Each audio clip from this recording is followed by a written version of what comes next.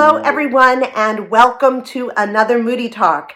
This is the second in our series about the emotion anger, and I chose anger for the month of January because I figured I'd start off the year with talking about that emotion that a lot of people don't understand. It's a very misunderstood emotion, but valid emotion. And why is that? It's a valid emotion because, as all emotions are, they tell us what is going on, like what is happening and how we need to react to it. So you can feel anger for so many different reasons. A lot of times it's if you've lost something, something's been taken from you that you don't think you deserve to have taken away from you. If there's a threat to you or to loved ones. There's also, if this is a big one for me, boundaries crossed. So there's reasons that we have the emotion, and that anger is really, really something that actually helps us to figure out what's happening instead of trying to stop us in our tracks and just feel big, big emotions. Okay? So last week, I talked about a few things that I usually talk about in the first Moody Talk of the month, and it's descriptive words on the emotion. So we talked about anger and the different descriptive words that we use for it. When we do that, when we write down the ones that we usually use, we know that pop up into our heads when we know we're feeling an emotion, it's great to be able to write those down and then put them on an intensity scale. And the reason for that is because when you start to use the words after you put them on an intensity scale, you realize just how intensely you are feeling that emotion and where you're at in the moment. So I think it's really important to start off that way. And the worksheets are on our site, mymoodymonster.com, as will the other ones. All the other ones that I put together are all on mymoodymonster.com under Moody Talks. So we did that, and then we also talked about body sensations, because when you know how your body reacts when you have an emotion, it's easier to recognize that that is the actual emotion that you're feeling. So this week I'm going into something that I've done before, but is really important, I think, for anger. And what it is called check the facts. And this is a DBT skill that I use a lot. And with checking the facts, I like to talk about primary and secondary emotions. And I think checking the facts is really, really good when you tend to feel a primary emotion, but jump to a secondary emotion. And sometimes you do that because it feels safer to feel the other emotion. Other times it may be because you were taught that you're not allowed to feel the primary emotion, so you jump immediately to the other. For example, fear. When I feel fear, I tend to jump immediately to anger. And the reason behind that is that when I was younger, fear was not something that you wanted to show, that you could get hurt, punished, or it would egg on, abusive issues. So I would jump to anger, and that was a more acceptable emotion in my family. So that is why I jump immediately from fear to anger. And I've been working on it, and checking the facts is really, really a great way to be able to work on that, in particular, the primary to secondary emotion. Because ultimately, like I said, emotions teach us and tell us that something's going on. So if you're jumping over your primary emotion, you're not quite understanding exactly why you're feeling that. Okay, so I put together some worksheets for check the facts. I have them right here so we can go through them. So the first question you want to ask is, what happened or will happen? What's the situation here? What's going on?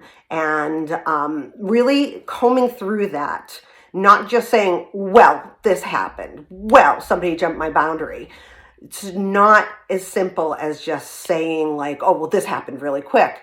It's sitting back and saying, okay, well, what were the steps that happened to create this situation?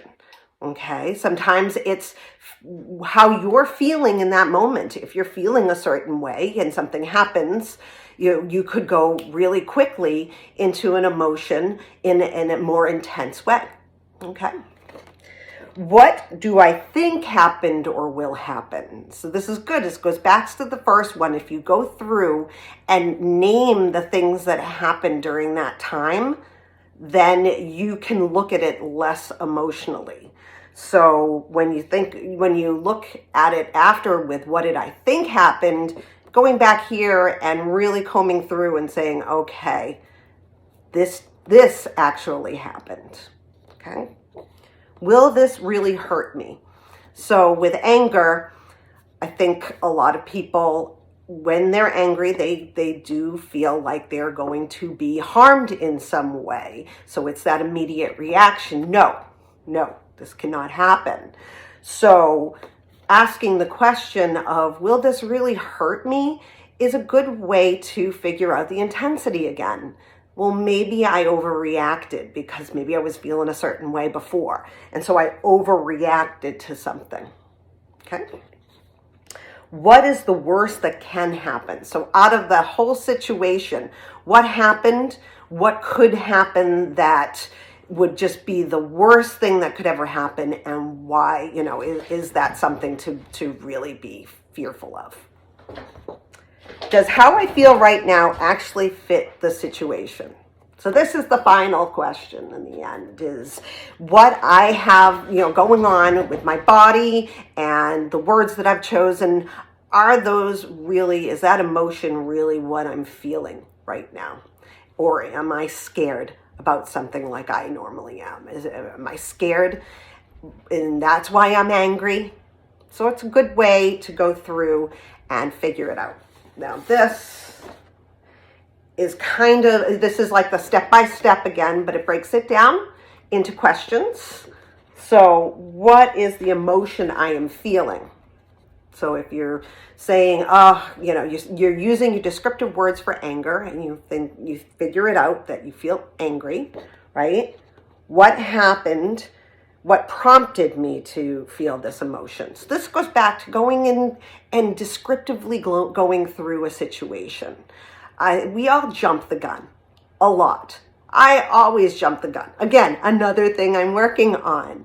And this is what helps me to go through it.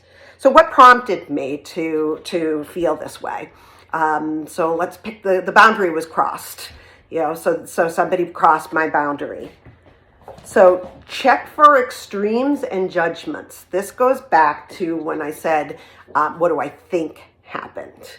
So checking for extremes and judgments allows you to take an outsider's look, because when you're judgmental of the situation that you're in, and you are saying this really is very, very awful and bad and terrible, using those intense words, sit back and see, if maybe you can dial it back a little and see if there's a less extreme feeling involved in it. If you can take that intensity down a bit. What is my interpretation of the facts? So bing, bing, bing, bing, bing. This is really what's going to get down to the nitty gritty of the situation and the emotion. So what is my interpretation of it? And then you go back, does how I feel right now actually fit with the situation? I promise you guys, it feels like a long process, but it really isn't. It's once you start to work on this and you use it more often, it starts to flow and it can help you within the situation. Sometimes you just get wrapped up in that feeling and kaboom. Whereas if you're able to check the facts, to step back and say, okay, I got to think about this for a minute. If you check the facts and say, okay, so what I'm really feeling right now is scared, and that makes me angry. So what do I do to help myself with that feeling of fear? instead of anger. Okay? Now you can start all the way over again. Okay, so I'm feeling fear. What is the emotion that I'm feeling? Fear. What prompted me to feel this emotion? You go through the situation again. So checking the facts can really help you to cope through a situation without causing an explosion. So I like to use it in that way. So that is checking the facts, my friends. And again, these worksheets will be on my website, www.mymoodymonster.com. And next week we'll be back and we'll talk about a few more coping skills. And if you have any questions or comments, please don't hesitate to put them below. And if you'd like to understand more about DBT, that kind of thing, there are a lot of great resources, but also ask me and I can point you in the right direction. So have a wonderful week, everyone, and I will see you next week. Bye.